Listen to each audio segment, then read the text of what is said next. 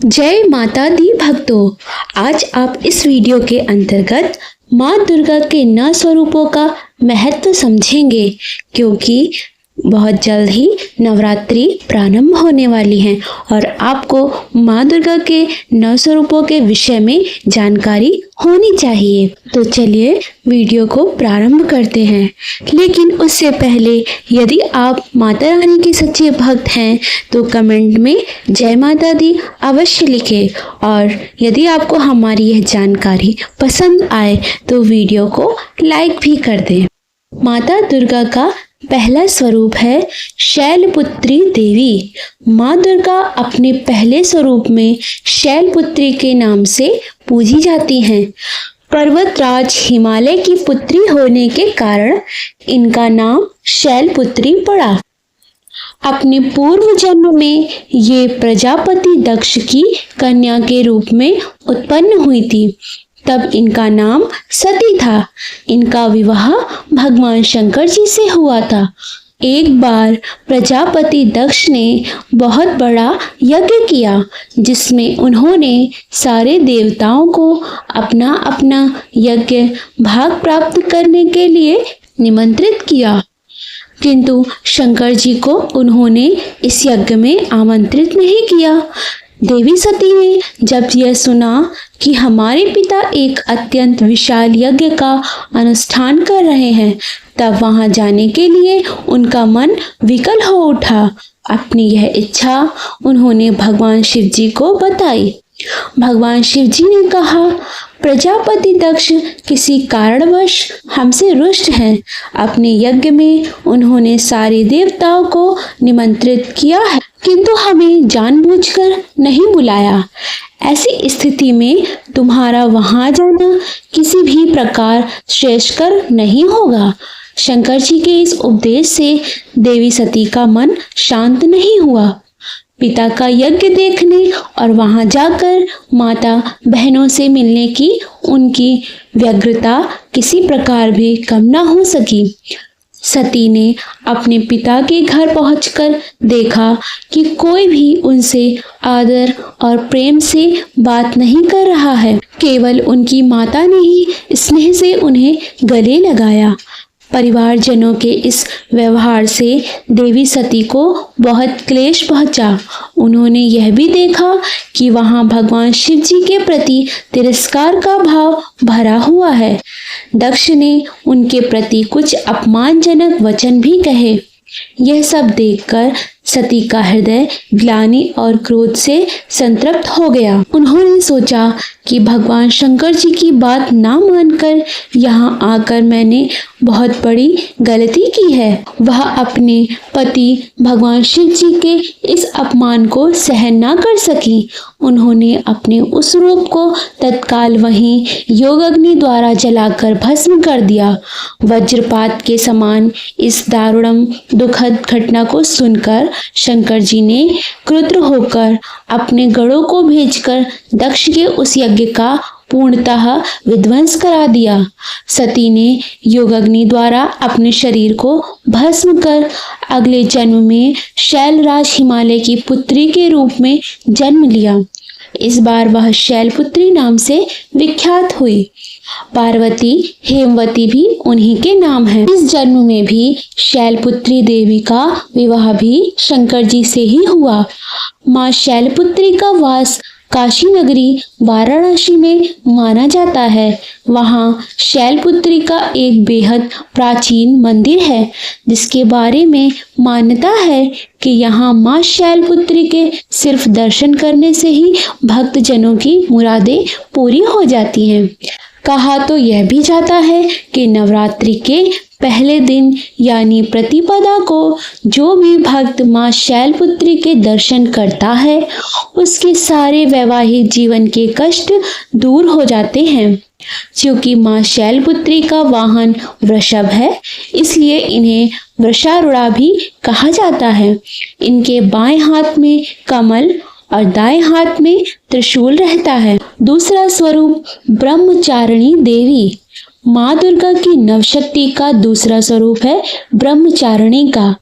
यहाँ ब्रह्मा का अर्थ तपस्या से है। माँ दुर्गा का यह स्वरूप भक्तों और सिद्धों को अनंत फल देने वाला है। उनकी उपासना से तप, त्याग, वैराग्य, सदाचार और संयम की वृद्धि होती है। ब्रह्मचारिणी का अर्थ तप की चारिणी यानी तप का आचरण करने वाली। देवी का यह रूप पूर्ण, ज्योतिर्मय और अत्यंत भव्य है। यह दुर्गा माता की दूसरी शक्ति है। यह देवी अपने दाहिने हाथ में जप की माला रखती हैं और बाएं हाथ में उनका कमंडल रखती हैं। पूर्व जन्म में इस देवी ने हिमालय के घर पुत्री रूप में जन्म लिया था और नारद जी के उपदेश से भगवान शंकर को पति रूप में प्राप्त करने के लिए घोर तपस्या की थी। इस कठिन तपस्या के कारण इन्हें तपचारिणी अर्थात ब्रह्मचारिणी नाम से अभिहित किया गया। 1000 वर्ष तक इन्होंने केवल फल फूल खाकर बिताए और 100 वर्षों तक केवल जमीन पर रहकर शाक पर निर्वाह किया। कुछ दिनों तक कठिन उपवास रखे और खुले आकाश के नीचे वर्षा और धूप के घोर कष्ट सहे। 3000 वर्षों तक टूटे हुए बिल्वपत्र खाएं और भगवान शंकर जी की आराधना करती रहीं। इसके बाद तो उन्होंने सूखे बिल्वपत्र खाना भी छोड़ दिया। कई हजार वर्षों तक निर्जल और निराहार रहकर तपस्या करती रही। पत्तों को खाना छोड़ देने के कारण ही इनका नाम अपर्णा पड़ गया। कठिन तपस्या के कारण देवी का शरीर एकदम क्षीण हो गया। देवता, ऋषि, सिद्धगण, मुनि सभी ने ब्रह्मचारिणी की तपस्या को अभूतपूर्व पुण्य कृत्य बताया, सराहना की और कहा, हे देवी, आज तक किसी ने इस तरह की कठोर तपस्या नहीं की। यह तुम्ही से ही संभव थी। तुम्हारी मनोकामना परिपूर्ण होगी और भगवान चंद्रमौली शिवजी तुम्हें पति के रूप में प्राप्त होंगे। अब तपस्या छोड़कर घर लौट जाओ। जल्द ही तुम्हारे पिता तुम्हें बुलाने आ रहे हैं। माँ ब्रह्मचारिणी देवी की कृपा से सर्व सिद्धि प्राप्त होती है। दुर्गा पूजा के दूसरे दिन देवी के इसी स्वरूप की उपासना की जाती है। माँ का तीसरा स्वरूप है चंद्रघंटा देवी। माँ दुर्गा की 9 शक्तियों की तीसरी स्वरूप माँ चंद्रघंटा की नवरात्रि के तीसरे दिन अर्चना की जाती है। माता के मस्तक पर घंटाकार के अर्धचंद्र के कारण इनको चंद्रघंटा कहा जाता है। माँ का शरीर स्वर्ण के समान उज्जवल है। वे सिंह पर आरूढ़ हैं तथा 10 हाथों में विभिन्न प्रकार के अस्त्र शस्त्र लिए हुई हैं। सिंहारूढ़ माँ चंद्रघंटा युद्ध के लिए तत्पर हैं एवं उनके घंटे से निकलने वाली प्रचंड ध्वनि असुरों को भयभीत करती है। माता चंद्रघंटा की उपासना साधक को आध्यात्मिक एवं आत्मिक शक्ति प्रदान करती है। नवरात्रि के तीसरे दिन माता चंद्रघंटा की साधना कर दुर्गा सप्तशती का पाठ करने वाले उपासक को संसार में यश, कीर्ति एवं सम्मान मिलता है। माँ का स्वरूप अत्यंत सौम्यता एवं शांति से परिपूर्ण है। इनकी आराधना करने वाले में वीरता, निर्भयता के साथ साथ सौम्यता, विनम्रता का संचार, उसके मुख, नेत्र तथा संपूर्ण काया में कांति गुण का विकास करता है। स्वर दिव्य हो जाता है एवं उसमें अलौकिक माधुर्य का वास होता है। इनके भक्त के आगमन से वातावरण में सुख शांति का संचार होता है। माँ चंद्रघंटा के साधक के शरीर से दिव्य प्रकाश युक्त परमाणुओं का सतत विकिरण होता रहता है, जो साधारण चक्षुओं से दिखाई नहीं देता है, परंतु आराधक एवं उसके संपर्क में आने वाले व्यक्ति इसका अनुभव करते हैं। चंद्रघंटा को स्वर की देवी भी कहा जाता है। माँ दुर्गा की तीसरी शक्ति का यह स्वरूप परम शांतिदायक और कल्याणकारी है। इसीलिए कहा जाता है कि हमें निरंतर उनके पवित्र विग्रह को ध्यान में रखकर साधना करना चाहिए। उनका ध्यान हमारे इहलोक और परलोक दोनों के लिए कल्याणकारी और सद्गति देने वाला है। माँ का चौथा स्वरूप है कुष्मांडा देवी।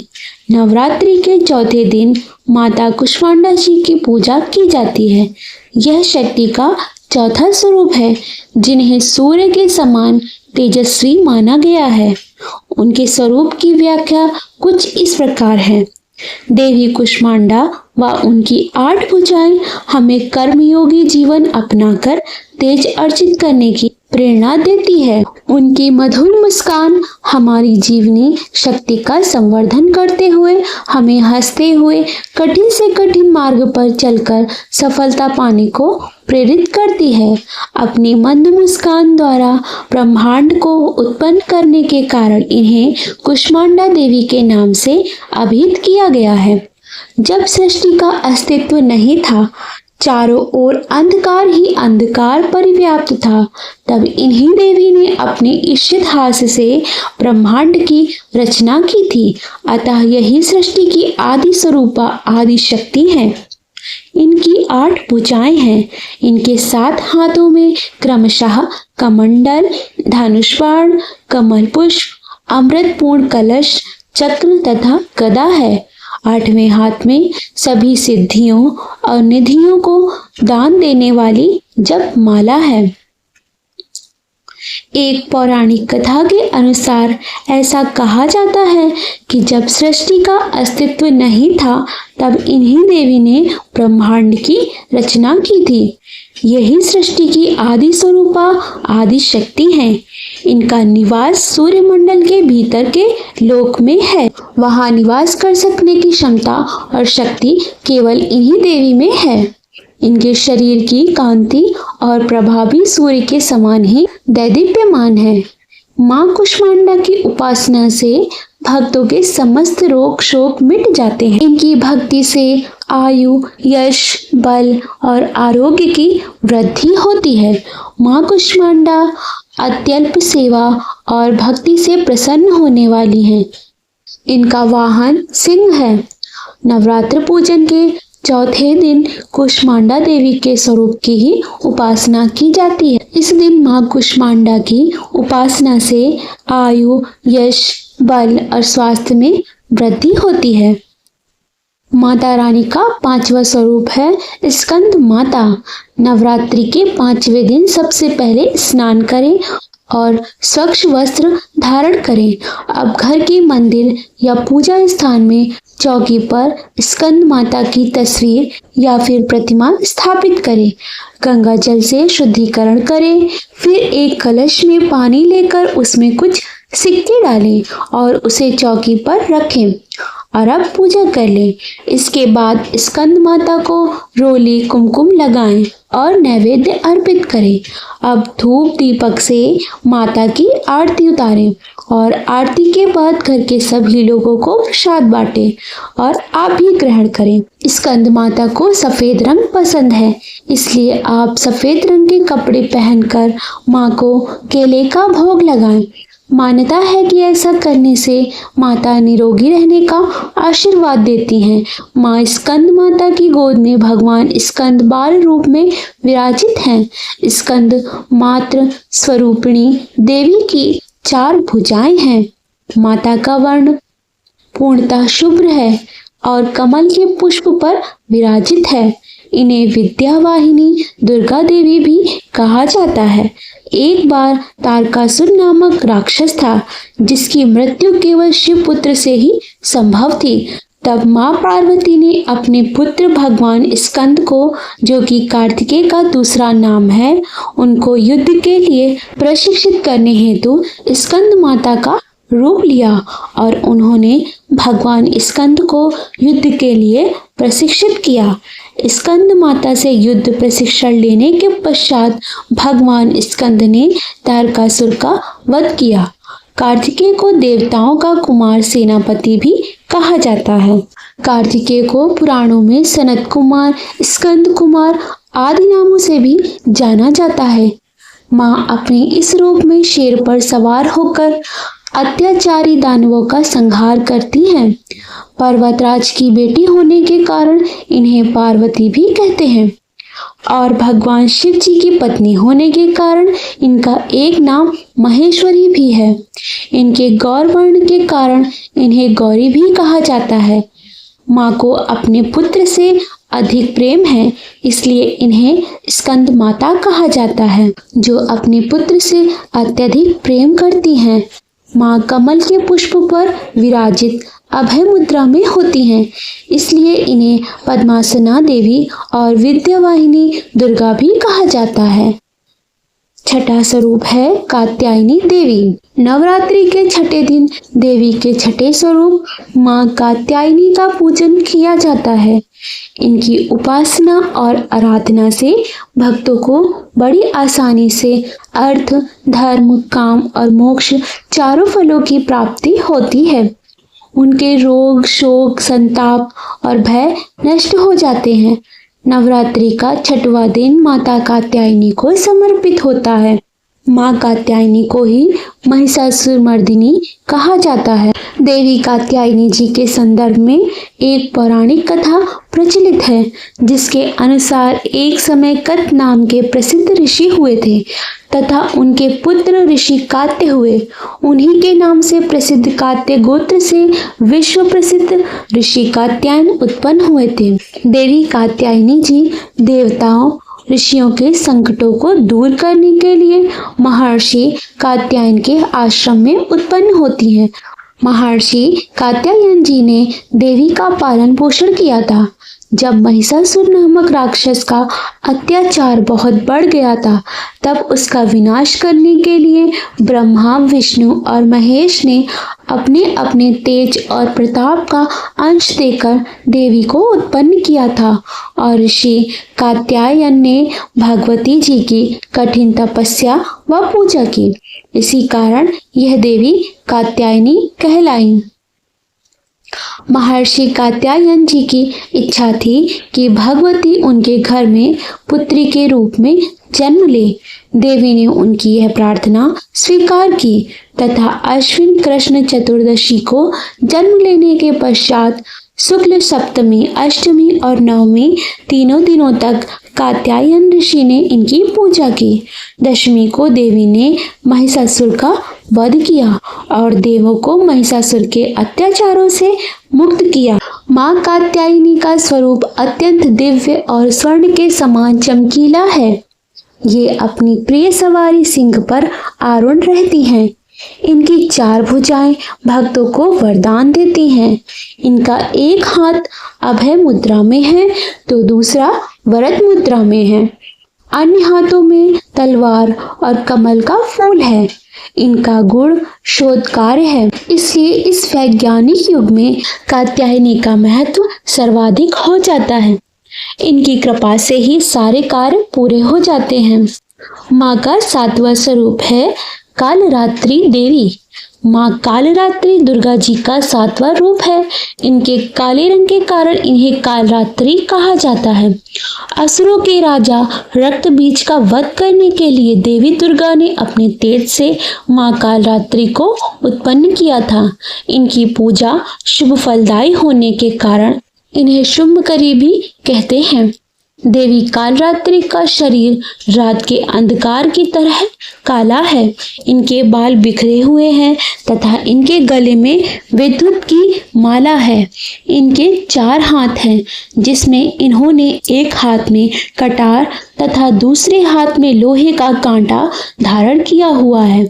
इसके अलावा इनके अन्य दो हाथ वर मुद्रा और अभय मुद्रा में हैं। इनके 3 नेत्र हैं तथा इनके श्वास से अग्नि निकलती। कालरात्रि का वाहन गर्दभ अर्थात गधा है। इस देवी के 3 नेत्र हैं। ये तीनों ही नेत्र ब्रह्मांड के समान गोल हैं। इनकी सांसों से अग्नि निकलती है। ये गर्दभ की सवारी करती हैं। ऊपर उठे हुए दाहिने हाथ की वर मुद्रा भक्तों को वर देती है। दाहिनी तरफ का नीचे वाला हाथ अभय मुद्रा में है, जो भक्तों को हमेशा निडर निर्भय रहने का वरदान देता है। कथा के अनुसार दैत्य शुंभ, निशुंभ और रक्त बीज ने तीनों लोकों में हाहाकार मचा रखा था। इससे चिंतित होकर सभी देवतागण शिव जी के पास गए।